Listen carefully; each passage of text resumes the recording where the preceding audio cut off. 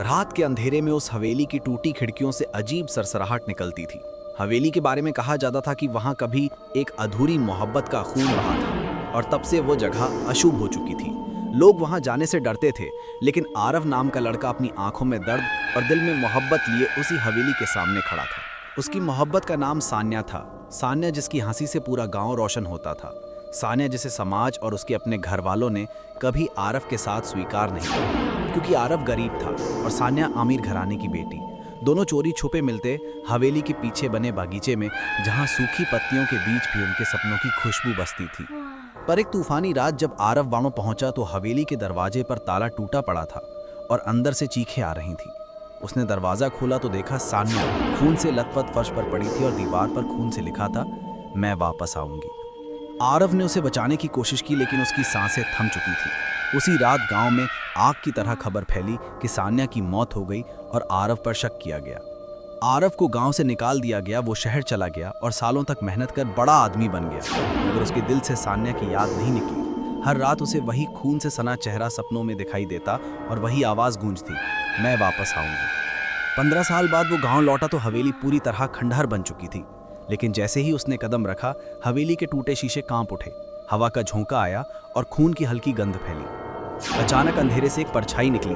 वही आवाज आई, आरव, तुम मुझे ढूंढ रहे थे, मैं यहीं हूं। आरव की सांसें थम गई। उसने देखा सामने सान्या खड़ी थी, वैसी ही जैसी वो याद करता था, मगर चेहरा सफेद, आंखें लाल और होठों पर हल्की सी मुस्कान जो डर पैदा कर रही थी।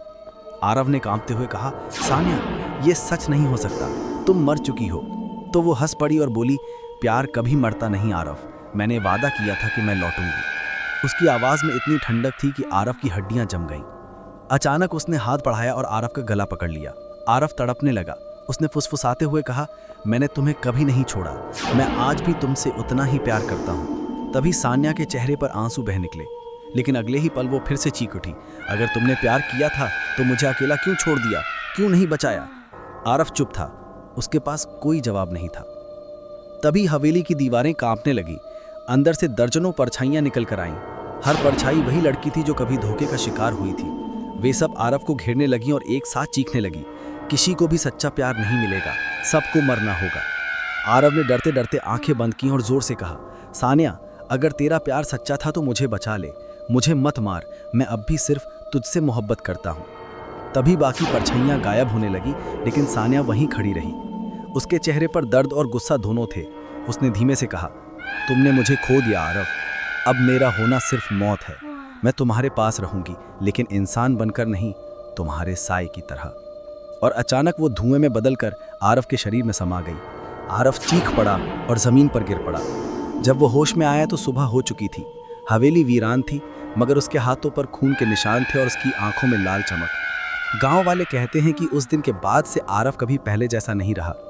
वो दिन में सामान्य आदमी दिखता, लेकिन रात को हवेली से वही सान्या की आवाज गूंजती, मैं वापस आ गई हूँ। और अगर कोई पास जाता तो सुबह उसकी लाश मिलती। कहते हैं अब हवेली में आरव और सान्या दोनों रहते हैं, एक इंसान के जिस्म में और एक उसकी आत्मा बनकर। और उनका अधूरा इश्क आज भी किसी को पूरा होने नहीं देता। तो दोस्तों, ऐसी ही खौफनाक और रहस्यमयी लव स्टोरी सुनने के लिए हमारे रूहानी इश्क कहानी चैनल को अभी सब्सक्राइब करें और इस वीडियो को लाइक करना बिल्कुल न भूलें।